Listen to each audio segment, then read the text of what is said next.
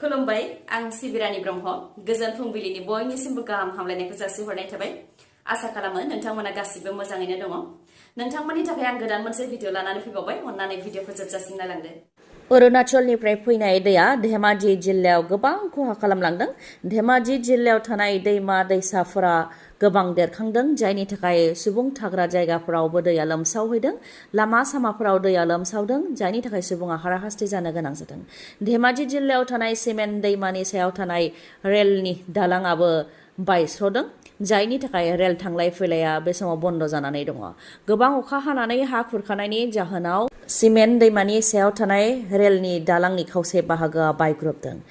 मिथिहोनाय बायदिब्ला दालांनि सायाव बे समाव साब्रै हौवाफोर दंमोन बे समावनो हरखाब दालांआ बायनायाव साब्रैबो हौवासाफोरा दैयाव गलांदों साब्रैनि मादाव सानैखौ ओनसोलनि सुबुंफ्रा खुनुरुखुमै रैखा खालामनो हादों होननानै फोरमायथियो उनाव प्रशासना सिमेन्ट दैमानि खाथि खाला थानाय सुबुंफोरजों लोगोसे जिब जुनारफोरखौ गुबुन रैखाथि गोनां जायगायाव दैथायहरनायनि हाबाखौ मावो ओजोंहाय अरुणाचल प्रदेशनिफ्राय बोहैबोनाय सिमेन्ट दैमाया हाजोआव जुब जुब अखा हानायनि जाहोनाव दैमाया लोमसावनानै 1 नं नाहरबारि 2 नं नाहरबारि गामियाव आबाद फोथार माइ फोथार लामा सामा दंग' फुख्रि गासैयावबो लोमसावफैदों जायजों गोबां खहा जादों बेखौ फोरमायथियो बेनि अनगायैबो धेमाजि जिल्लायाव थानाय गुबुन गुबुन दैमा जेरै केमि दैमायाबो देरनानै हा खुरखानायनि जाहोनाव केमि दैमानि सायाव थानाय 300 मिटार लहानि दालांआ बायदों जायनि जाहोनाव सुबुंफोरनि थांलाय फैलाया बन्द जादों थिग बेबायदिनो अरुणाचल प्रदेशआवबो गोबां अखा हानायनि जाहोनाव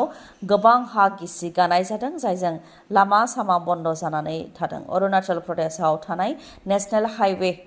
515 जाय लामाया रुकसिननिफ्राय पासिघाटखौ फोनांजाबो बे लामायाबो दैबानाजों लोमसाव जानानै दङ जायनि थाखाय थांलाय फैलायानो बे समाव बन्द जानानै दङ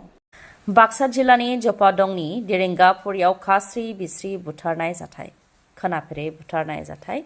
जाय जाथायखौ खोनायोबानो गोजांस्रियाव मोनो गावनि जोनोमगिरि बिमायानो असे फिसाज्ला 5 बोसोर बैसोनि फिसाज्लाखौ गोदोना हास'नानै बुथारदों 5 बोसोर बैसोनि रणबीर सिंह बर'खौ गावनि असे बिमायानो गोदोना हास'नानै बुथारदों न'नि बारियाव मोननो हादों फिसाज्लानि दानस'नाय गोथै देहाखौ उनाव पुलिसा फैनानै दायनिगिरि बिमाखौ हमदों बिमानि मुङा नेवसि बर' फोरमायथिनाय बायदिब्ला नेवसि बर'आ खर' थिग नङा अदेबानि मेन्टेल प्रब्लेमजों भुगिनानै दङ होननानै मिथिनो मोननाय जादों चिरां जिल्लायावबो दैबानानि जाहोनाव 4,000सो कन्जुमारफोरा मोब्लिब गैयैनि थाखाय भुगिनो गोनां जादों चिरां जिल्लानि सिङाव थानाय 11 केबि बेरहांगाव फेडारनि सिङाव थानाय डाबल पल स्ट्राक्चार बे आइ दैमा देरनायनि थाखाय बायदों जायनि जाहोनाव बे बेरहांगाव फेडारनि सिङाव थानाय गासै मोन 100 डिस्ट्रिबिउशन ट्रान्सफर्मारफोर आरो फ्राय 4,000सो कन्जुमारफोरा भुगिनो गोनां जादों नांगलभाङा औगुरि नेपालपारा फाथाहारि बेफोर ओनसोलफोराव भुगिनो गोनां जादों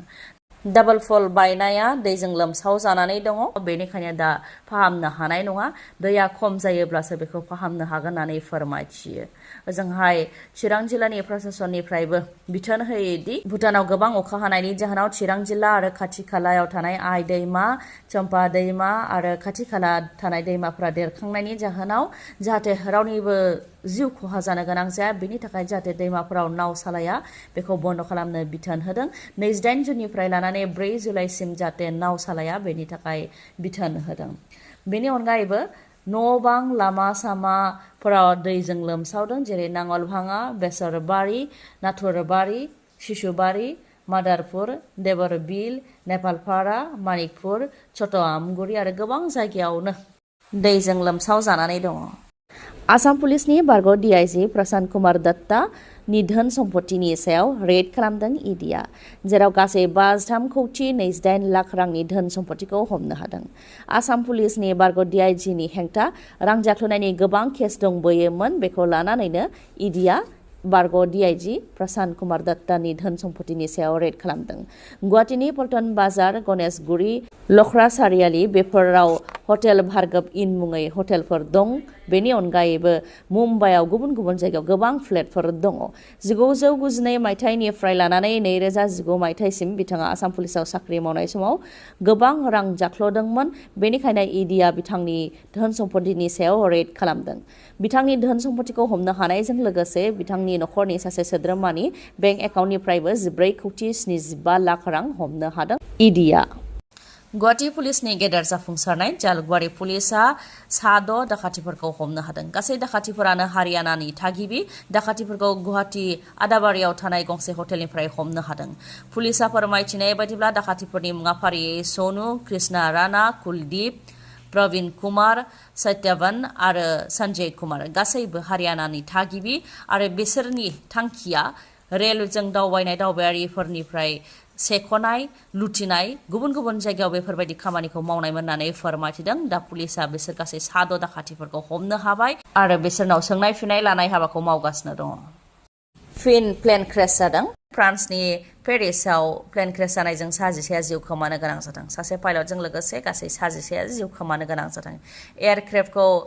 पेराशुटिं स्कुला बाहायदोंमोन, जेराव 5 इन्सट्राक्टर आरो 5 पेराशुट ट्रेनिफोर दंमोन, नाथाय टेक अफ जानायनि दसे उनावनो क्रेश जानो गोनां जादों। पेराशुट ट्रेनिं होनायखौ नखरनि सोद्रोमाफोराबो नायगासिनो दंमोन, नाथाय नखरनि सोद्रोमाफोरनि मेगननि नोजोरावनो प्लेनआ क्रेश जादों। क'क्राझाराव थानाय बेसि मेम'रियेल इंलिश सिनियर सेकेन्डारि स्कुला नोंथांमोननि थाखाय गोजोनथाव खौरां लानानै फैदों। हायार सेकेन्डारि फार्स्ट इयाराव मुं थिसननाय फरायसाफोरा फ्रि एडमिशन मोननो हागोन, लोगोसे हस्टेलावबो फ्रि एडमिशन मोननो हागोन। रोंगौथि गोनां फोरोंगिरिफोरनि गेजेरजों फरायसाफोरखौ फोरोंथाय होनाय जायो बे बेसि मेम'रियेल इंलिश सिनियर सेकेन्डारि स्कुलाव, जेराव इंलिश, बड' आरो एसामिस बे मोनथाम मिडियामाव फरायसाफोरा सायख'नानै फरायनो हागोन। मख'नो गोनांदि फरायनायाव लोरबां फरायसाफोरखौ आनजादनि सिगां सिगां एक्सट्रा कचिं क्लासबो होनाय जायो। बे फरायसालियाव फरायनायजों लोगोसे हौवासा आरो हिन्जावसाफोरनि थाखाय थानायनि मोजां खाबुबो दङ, देबानि हस्टेलबो दङ। फोरमायथिनो गोनांदि थांनाय हायार सेकेन्डारि फाइनाल आनजादाव सा 12 फरायसाफोरा फार्स्ट डिभिजन मोननो हादों, 21 फरायसाफ्रा सेकेन्ड डिभिजन आरो सा 11 फरायसाफ्रा थार्ड डिभिजन मोननो हादों। बेनि मादाव सासेया डिस्टिंक्सन मोननो हादों। मोजाङै सुलाद लानो थाखाय 8638745056 नङाब्ला 9957015402 बे जानबुं नाम्बाराव नोंथांमोनहा फोनांजाबनो हागोन। गोजोन्थों। दिनैनि भिडिअआ एसेनोसै। गाबोन फिन लोगो मोनफिनबावगोन। नोंथाङा जुदि आंनि भिडिअखौ मोजां मोनदोंबा लाइक, कमेन्ट आरो शेयार खालामनो दाबाव। गोजोन्थों।